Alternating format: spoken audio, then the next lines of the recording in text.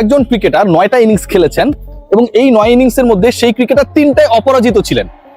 আপনি আপনার দৃষ্টিকোণ থেকে বা যে কেউ যদি কোনো বিশ্লেষণ করে, বড় বিশ্লেষক, তাকে কি আপনি খারাপ ক্রিকেটার বলতে পারেন? সে 9 ইনিংসে 3টায় অপরাজিত ছিলেন, আনবিটেন ছিলেন। তার মানে তার বড় স্কোর করার অনেক ক্ষেত্রে সুযোগ ছিল, অনেক ক্ষেত্রে সুযোগ ছিল না। ওভার শেষ হয়ে গেছে সবশেষ বিপিএলে।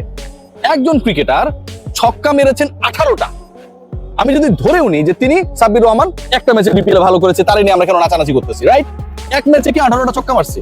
এক ম্যাচে যদি একজন ক্রিকেটার 18টা ছক্কা মারে, তাহলে তো এক ম্যাচেই তার 148 রান করার কথা, রাইট? সো যেহেতু 18টা ছক্কা 108 রান, সরি 18টা ছক্কা এক ম্যাচে মারেন নাই, তার মানে তিনি যে ওই 9টা ইনিংস খেলেছিলেন, যার 6টা আউট হয়েছিলেন, তিনি এই ইনিংস গুলো মিলিয়ে তিনি 18টা ছক্কা মেরেছিলেন। সাব্বির রহমান রুম্মানের কথা বলছি। যে ছেলেকে 18টা ছক্কা কোন একটা টুর্নামেন্টে মারে, তাকে আপনি টি-20 কোন ফরম্যাটে, ন্যাশনাল টিম বাদ দেন, জাতীয় পর্যায়ের অথবা আন্তর্জাতিক পর্যায়ে যে আপনি দলগুলো পাঠান, কোন সেটআপে বিবেচনা করবেন না। এটা কি হতে পারে? এটা হয়েছে। আমরা অনেকেই বলি না যে সূর্য অনেক সুন্দর। কেউ যদি কাউকে জিজ্ঞেস করে যে সূর্য কত সুন্দর, তুমি দেখেছো? উত্তর দেয় যে না, আমি আসলে তাকিয়ে দেখতে পারিনি। কেন দেখতে পারিনি জানেন? কারণ তার আলোটা এত বেশি যে চোখ ঝলসে যায়। সাব্বিরের পারফরমেন্সটা লাস্ট বিপিএল ছিল সূর্যের মতো, এবং আমাদের সিলেক্টররা আই থিঙ্ক ওই ছোট্ট বাবুটার মতো সেই পারফরমেন্সটা দেখে নাই, যদি তাদের চোখ ঝলসে যায়। সূর্যের দিকে তাকানোটা যেমন অসম্ভব হয়ে পড়ে, অনেকটা সেরকম ডিফিকাল্টিস এর মধ্যে আমাদের ন্যাশনাল সিলেক্টররা হয়তো ছিলেন।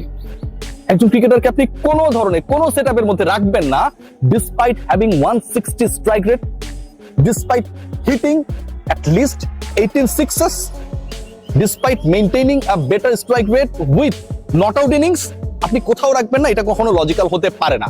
সো সাব্বির যেহেতু কোথাও নেই, ভালো পারফরমেন্স কোথায় করেছে? বিপিএল এ করেছে। টি-20 এর টুর্নামেন্ট হয়েছে নাকি যে ভালো পারফরমেন্স দেখিয়ে তাকে দলে আপনি নেবেন বা নেবেন না? এই প্রশ্ন যারা করে, কোথায় সাব্বির ভালো খেললো? ভাই বিপিএল এর পরে টি-20 কোন টুর্নামেন্ট হয়েছে? হয় নাই তো, তাকে তো কোথাও রাখাই হয় নাই।